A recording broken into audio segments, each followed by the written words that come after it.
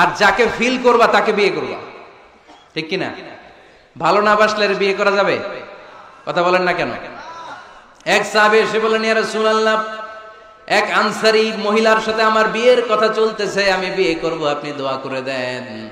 বিশ্বনবী বললেন, আনাযারতা ইলাইহা, যারে তুমি বিয়ে করবা তারে দেখেছো নাকি?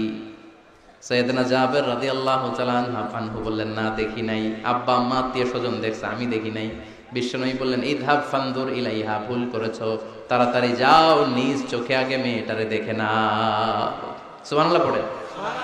তাহলে এই সহিহ মুসলিমের হাদিস, বিশ্বনবী ধমক দিয়ে বললেন, ইযহাব, যাও, না দেখে কিসের বিয়ে? আব্বা দেখছে, আম্মা দেখছে, বিয়ে তো করবে তুমি দেখো। তার মানে দেখে নেওয়া সুন্নাত, ঠিক কিনা? জাবের রাদিয়াল্লাহু তাআলা আনহু উনি কি করলেন দেখেন। উনি বললেন, আমি এক মেয়েকে বিয়ের প্রস্তাব দিলাম, কিন্তু আমি এতই লাজুক ছিলাম তার সাথে কথা বলতে পারতেছিলাম না। পরে আমি লুকায় লুকায় তারা দেখতাম। সুবহানাল্লাহ কইবেন না? সাহাবী ফাকুনতু আতাখাব্বাউ লাহা, সুনানে আবু দাউদের হাদিস। বিষ্ণু ইসা ইসলাম বলেছেন, যে যাকে বিয়ে করবে সেজন্য তার এমন কিছু দেখে নেয় যেটা দেখার ফলে তার প্রতি তার ভালোবাসা সৃষ্টি হয়।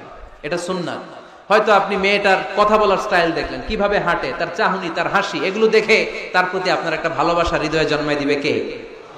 ভালোবাসা না জন্মালে বিয়ে করতে পারবেন? কথা বলেন না কেন? আব্বা আম্মা একটা ধরে নিয়ে আসছে, তারপরে কবুল বলা যাবে? এগুলোর জন্য এদেশের ডিভোর্সের রেট বাড়তেছে। ছেলে মেয়েদেরকে ওপেনলি একে অপরের সাথে দেখা করার সুযোগ করে দেয় না।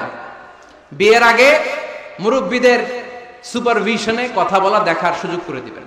যখন পূর্ণাঙ্গভাবে দেখা দেখি হয়ে যাবে, আল্লাহর উপর তাওয়াক্কুল করে কবুল বলে ফেলতে হবে, ঠিক কিনা? এজন্য স্কলাররা বলে, ইদা লা তাকনা লা তাতাজাওয়াজ, যদি তোমার ভালো না লাগে বিয়ে করবে না।